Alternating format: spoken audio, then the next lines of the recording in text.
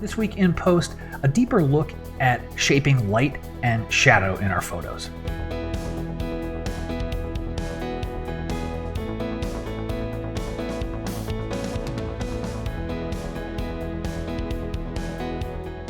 Hey everybody, I'm Scott Davenport. Welcome to In Post. Today's episode, we're going to talk about shaping light and shadow in our images. And we're going to use a variety of filters and brushes to do that. So I've been talking about this topic, it seems, a few times in the last couple of months, and I've been using it more and more to really refine and fine-tune each one of my photos. I'm going to use Lightroom today to do the work, so graduated filters, radial filters, and brushes. If you're using Photo Raw, you got the same tools. If you're using Affinity, you've got the same tools. If you're using Photoshop, you've got the same tools. You get the idea here. You can do these things with just your brushes that you can control darkness, brightness, color, and so forth.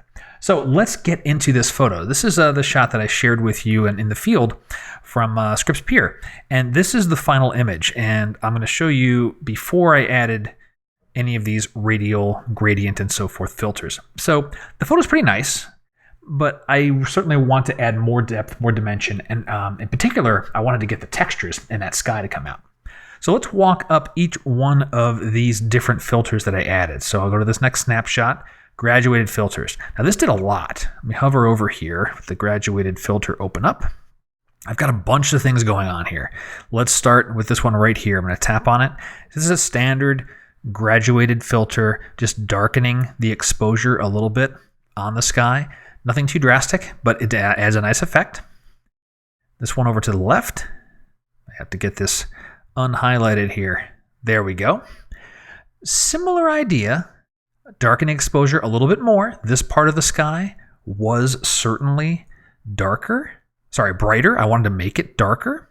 Also pulling down the highlights a little bit to recover some of that texture in those details there.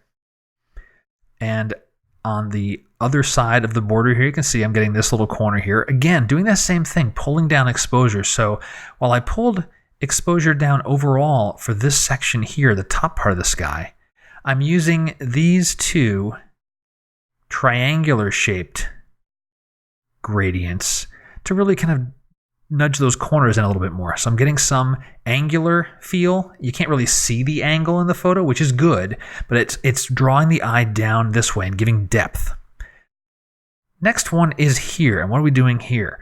We are increasing clarity quite a bit, bumping it almost to 40. And that is to bring out all the details in these clouds. For a moment, let's see if I delete that one.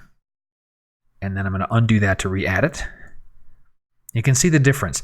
The darker portions of the clouds getting a little bit more darker, but these textures here really getting bumped up. Couple more. Let's start with the one on the bottom. That's a little bit more straightforward. We're really just hitting the foliage here. And so increasing the saturation to make these things greener. And then this one right there, highlight on that one, you can see this is a kind of a combination. I started with a gradient and then did a little erase work to brush away things from the ocean area. So you can see that the individual flowers are very well highlighted.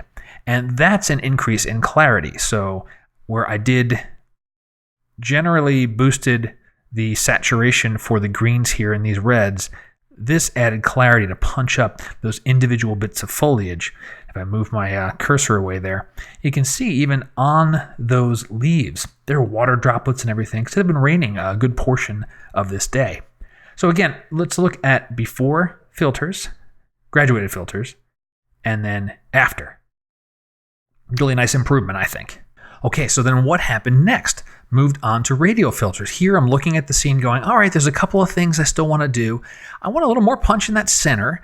And I also see that some of those flowers are dark, but we're going to get to that soon. Let's move on to the radial filters. So I hit that one, see what happens. All right, a little bit more change. We're seeing still a little more contrast increase. That center of the clouds are popping a little bit more. Let's see what we're doing here. So go over to the radial tool. And I've got 3 different ones. Let's start with this one on the bottom. That's pretty large. And you can see it's an exposure decrease. This is really a vignette. I'm using this as a vignette tool to just give a little bit of a nudge down and a very, very wide feather.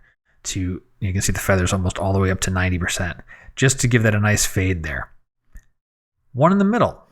This one here is a little bit of warming. And what that's doing is when we look at the cloud tones up here, we've got a yellowish tone to these clouds, and that's reflecting down in the ocean. I wanted to pop that up a little bit more using just a nudge on the temperature slider. So for this area, we're getting a little bit extra warmth added. This last one here, this is focused on the clouds. So what are we doing? Boosting contrast, boosting sharpness, boosting clarity. I normally don't do this with clouds. I like my clouds soft, but these ones were interesting. There was a lot of little textures in there. Wanted to get those to come out. So one more radial filter, just focusing in on those areas. So let's take a look at, here's where we were with the graduated filters, and then adding the radials in. You see, darkening the seam, getting a little bit more depth. That center is becoming crisper and warmer from the radial filters. The final step, looking at the scene now, everything's really coming together, except these flowers that are right along the edge, the ones that are like reaching up and you have the ocean behind it. Those need to get brightened up a little bit. And so that's where we do brushes. So I'm going to tap the brushes and you're going to see those flowers brighten up. So if I look at our brush tool, I've got one brush stroke and I hover over that. You can see it's just touching the tips of all those little red flowers that are peeking up there. And what are we doing? We're increasing the shadows, and that's really it, right? Just to raise the brightness level on those. So again, to look at before the brush and then after, that brought everything together, and that is the same as our final photo. So one more time, taking a quick peek at no filters versus adding the gradients, the radials, and a little bit of brush work. So really shaping this image, and it was a process, right? It started with, I want to darken the sky, and as I moved along, I want to add a little more in the clouds. Now I need to get those flowers rising up. So I wouldn't describe it necessarily as it is a kind of a linear path, but it's visually driven. So the tip of the week, once you've done your basic processing, if your image just feels like it's missing something, try looking at gradient tools and brush tools, and not just for exposure, for color, for saturation, for sharpening, and tailor them to really finally shape that image. I thought this was a good example of seeing all three of these different types of tools that we have come together for one photo. And the basic processing that I did was nice, but the additional work with really brush work, mask work, made all the difference in the world. And you notice I didn't need to have a layering tool to do this. I could do it with just a series of brushes and gradients. And that's going to do it for today's episode of In Post. I hope you've enjoyed it. If you did, let me know somehow. Contact me through my website, comments on the video. You got questions, send them my way. Always like to get questions. And until next time, my name is Scott Davenport, and happy shooting.